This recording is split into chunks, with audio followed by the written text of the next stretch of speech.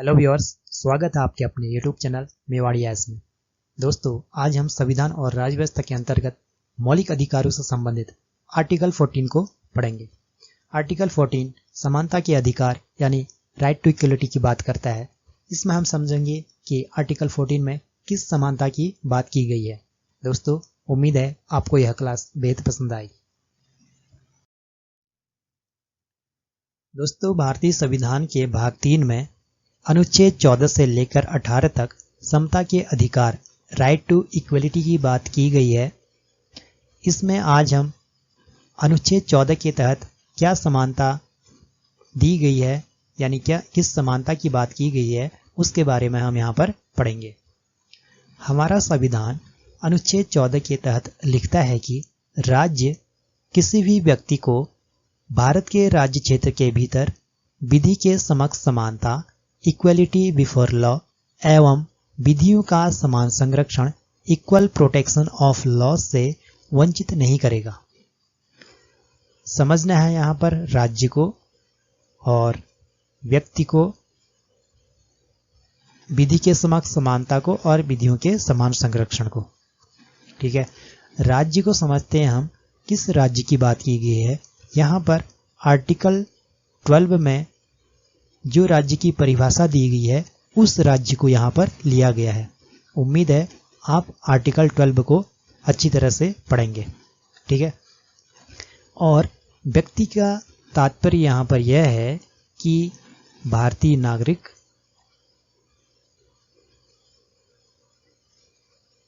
और गैर नागरिक,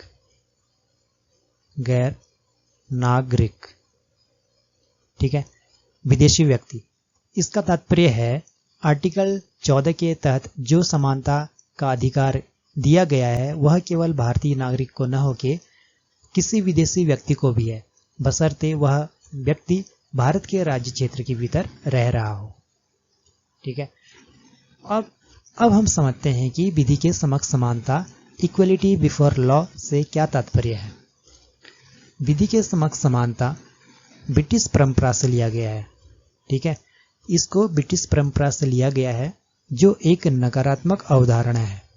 नकारात्मक अवधारणा का तात्पर्य यहाँ पर यह है कि कानून के सामने विभिन्न व्यक्तियों के मध्य किसी भी प्रकार का विभेद नहीं किया जाएगा। इसका अर्थ यह है कि किसी व्यक्ति को विशेषाधिकार नहीं दिया जाएगा। ठीक है, तो विशेषाधिकार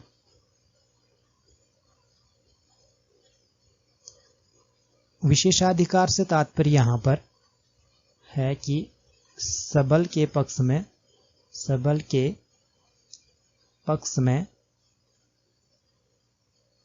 किया गया विभेद। ठीक है, विशेषाधिकार का तात्पर्य है सबल के पक्ष में किया गया विभेद। अब समझेंगे हम विभेद क्या होता है। विभेद देखिए, हमारे समाज में विभेद दो प्रकार से होता है, एक सबल के पक्ष में और एक दुर्बल के पक्ष में।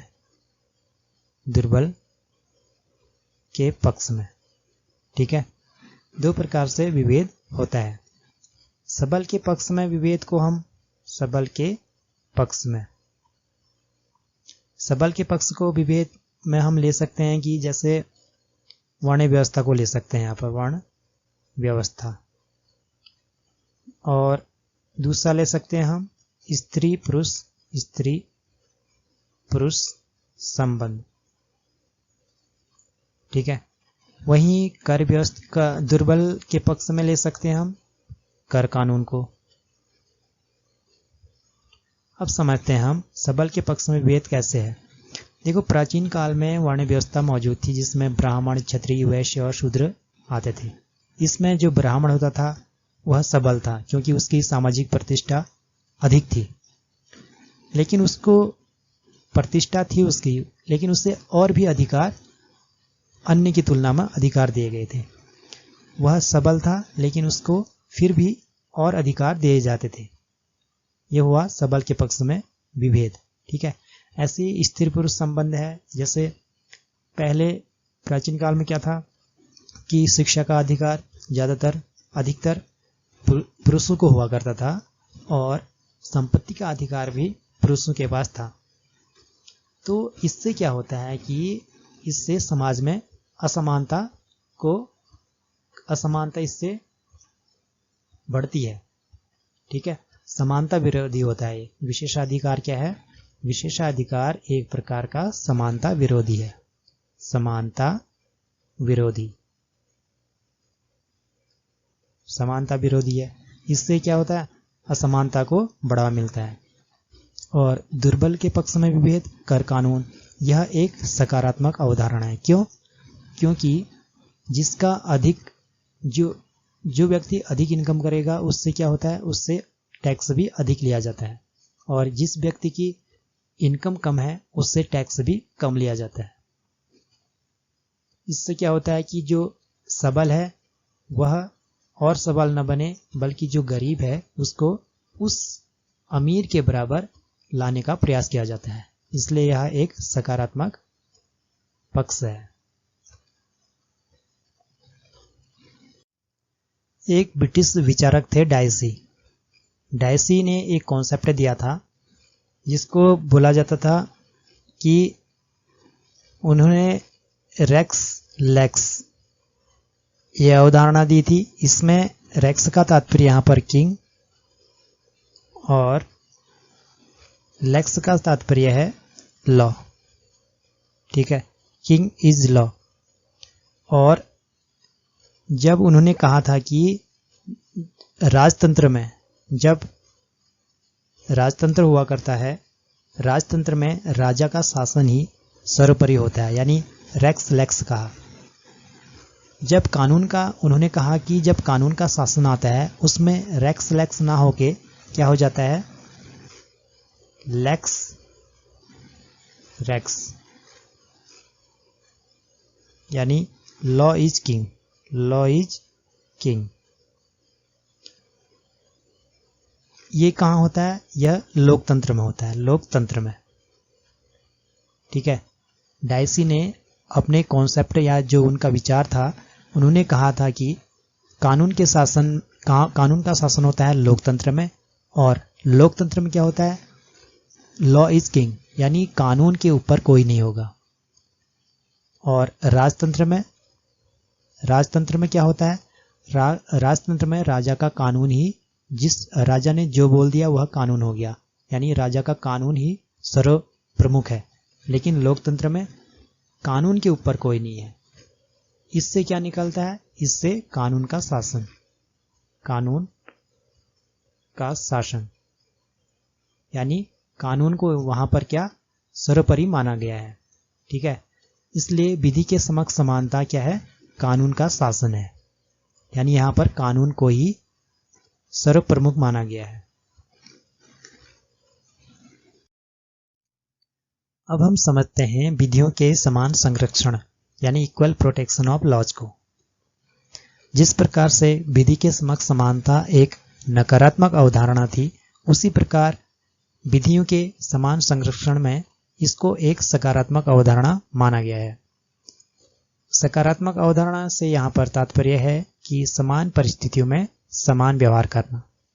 इसका अर्थ है कि राज्य कानूनों के द्वारा नागरिकों को जो सुविधाएं उपलब्ध करवाता है, वह सुविधाएं समान परिस्थितियों में रहने वाले सभी व्यक्तियों को समान रूप से उपलब्ध हो। यह आनुपातिक समानता पर आधारित है। किस पर आधारित है? आनुपातिक समानता पर। आनुपातिक समानता क्या है?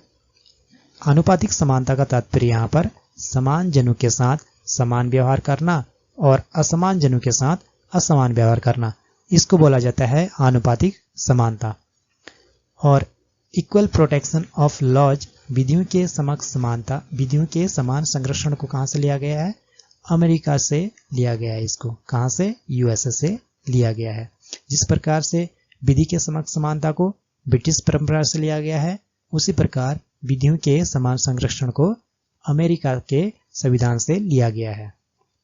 अब यहाँ पर अरिस्तु थे एक, अरिस्तु ने, अरिस्टोटल कहा जाता है जिसको, समानता को दो वर्गों में विभाजित किया समानता को। ठीक है, एक को कहा पूर्ण समानता, पूर्ण समानता,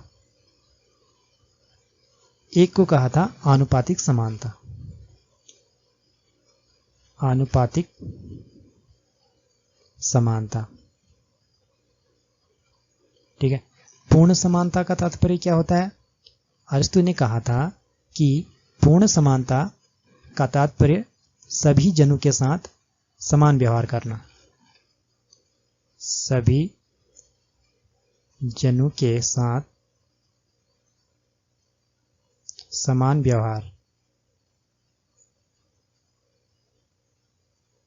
व्यवहार करना। और आनुपातिक समानता का तात्पर्य उन्होंने क्या बताया? आनुपातिक समानता का तात्पर्य बताया समान परिस्थिति में समान व्यवहार, समान परिस्थिति में समान व्यवहार, समान परिस्थिति में समान व्यवहार। इसलिए इसे आनुपातिक समानता पर आधारित बताया है, क्योंकि समानता का यह अर्थ होता है कि समान परिस्थिति में रहने वाले व्यक्तियों के साथ समान व्यवहार किया जाएगा।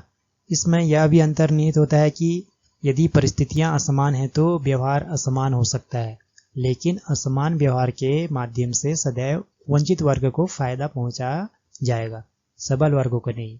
ठीक है, सबल वर्गों को नहीं पहुंचाया जाएगा, बल्कि वंचित वर्ग को फायदा पहुंचाया जाएगा इससे। अब कुछ महत्वपूर्ण बातें देख लेते हैं। अनुच्छेद 14 का संरक्षण भारत के नागरिकों के साथ साथ गैर नागरिकों यानी विदेशी व्यक्ति को भी प्राप्त है। सर्वोच्च न्यायालय ने अपने निर्णय में कहा है कि अनुच्छेद 14 में जो निहित है विधि का शासन यानी रूल ऑफ लॉ, वह संविधान के आधारभूत लक्षणों यानी बेसिक स्ट्रक्चर ऑफ कॉन्स्टिट्यूशन में भी शामिल है, जिसका तात्पर्य है कि संसद अनुच्छेद 368 के तहत संविधान संशोधन करके भी इस अधिकार को नहीं छीन सकती है। ठीक है, इंपॉर्टेंट है। और अनुच्छेद 14 में उल्लेखित जिस व्यक्ति की बात की गई है उस व्यक्ति में विधिक व्यक्ति भी शामिल है। विधिक व्यक्ति से तात्पर्य यहाँ पर कंपनी या निगम या अन्य कोई उससे है, क्योंकि अब इससे क्या होगा, विधिक व्यक्ति जो है यानी कंपनी या निगम जो भी है, ये भी आप समानता के अधिकार की मांग कर सकते हैं। ठीक है, तो ये था हमारा अनुच्छेद 14। अब आने वाली क्लास में हम पढ़ेंगे अनुच्छेद 15 के बारे में। तो तब तक आप पढ़ते रहिए। इसी के साथ धन्यवाद।